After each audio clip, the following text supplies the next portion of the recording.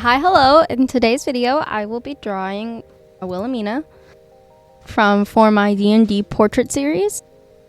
The first thing I do want to say about them, one, they, them pronouns, and two, they're actually, I think they're really cool. They're a Tabaxi Dragonborn hybrid, so they look like a fluffy dragon, and I think they're really cute.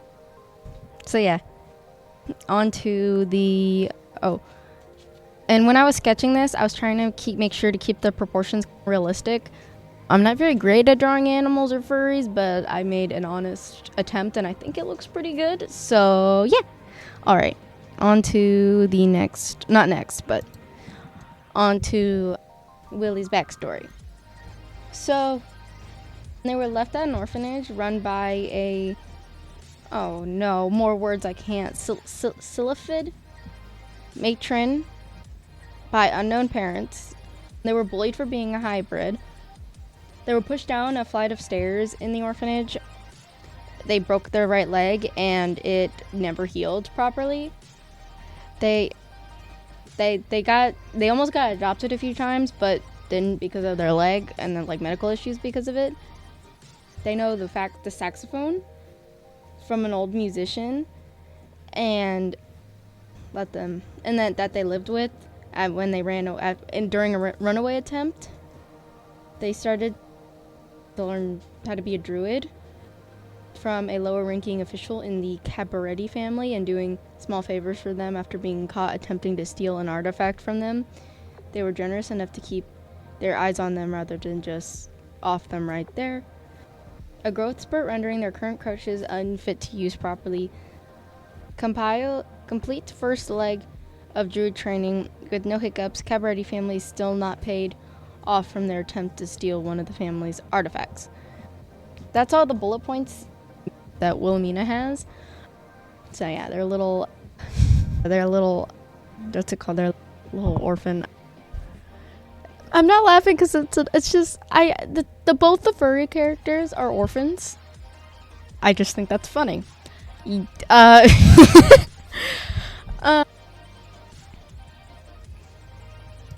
So for Willamina, they're a black and gray light color scheme, which is easy to render. So I did what I've done on all my videos, and I blocked out all the colors or all the sections, so where the fur is and scales and the clothes, and I just rendered them. Theirs probably has been the easiest because I only had to draw scales, fur, and clothes. Okay, minus the eyes, but that's like it. And I didn't have to render a nose. And I feel like I've gotten a lot better at this since I've been painting these portraits every week, that I've gotten better at just painting portraits quickly, because this one took me even less time than the Fost one did, even though I rendered the crap out of the scales somehow, which is weird, but I'll take it. But yeah, they are 7 feet tall. They're quite tall and large, and so I made them fill up more of the portrait space than all the other characters because they are so large that I thought the easiest way to put them in scale with everybody else in a way and show how much taller and bigger they are than everybody else in the party would be to like draw them more up close. I don't know if that makes sense, but it does in my head. But yeah, for their top, their main like color in their like reference is green, and green I think looks really nice on them, and so I decided, well, fuck it, I'll put them in green. So I did. I put them in green. I rendered the shirt the first time around, and I ended up not caring for it. So I worked on everything else. And I worked on everything else, like the scales and stuff, because I didn't really like it. And I was like, oh, I'll come back to it and I'll figure out what I did wrong. I blended it too much. That's what I did wrong. And I decided to render in the scales and the skin. Because they are still a hybrid, I did add some scales, but there were some parts that I wanted to leave that would just be like the horns are horns, obviously. They wouldn't have scales on them. That would be weird. Unless they do, then I'm just dumb. And I tried to render their nose and their ears like it's animal skin, but still like rough and scaly, but not like full on like scales. It's just really rough animal skin. While they're like under their muzzle and their whole like, I don't know how to explain it, but the neck stripe is all scales, just to try to give them more of that like mix of two different animals instead of just a fuzzy lizard, which a fuzzy lizard already does that enough. I really like their kind of design. I think I said this, but they have a wonky ear, and I think it's so cute. And the little tufts on the end of their ears are fucking adorable. Rendering all the scales didn't take me that long. I knew what I was doing when I was doing it. I knew for the scales, skin doesn't usually have a blue-black sheen to it, like for like animal skin, but scales can. So I decided to give these scales a blue-black sheen to them so that they looked more like scales. And then the skin got more of like a normal just black sheen to like contrast, so that one would definitely look like definite scales compared to the skin, like again to add the difference between the rendering of the two. But yeah, after I'm done rendering the scales, which I love the way these turned out, by the way. It looks like snake skin, and I think it looks really cool. I think it's, yeah. For the rest of the skin, like I said, I'm repeating myself a lot, because this didn't take me, like, there wasn't really like a thought process. I mean, there was a thought process to their outfit because they are a lower in the system. So Sergei's super ultra mega rich. Stella, the doll made by super mega rich people.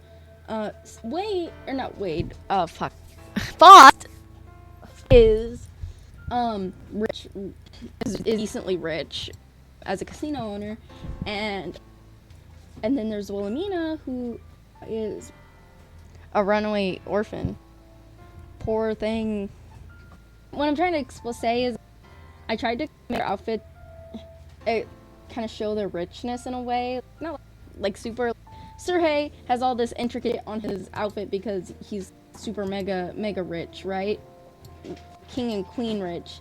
Faust has some extra stuff on him, or like some extra stuff on his he's a little bit rich. And then Willamina, I just gave a basic tunic to, one because I got sick of rendering, and two, they're just normal. They're not Faust or Sergei rich, so they got a normal tunic. I think yeah, I really like the way this turned out.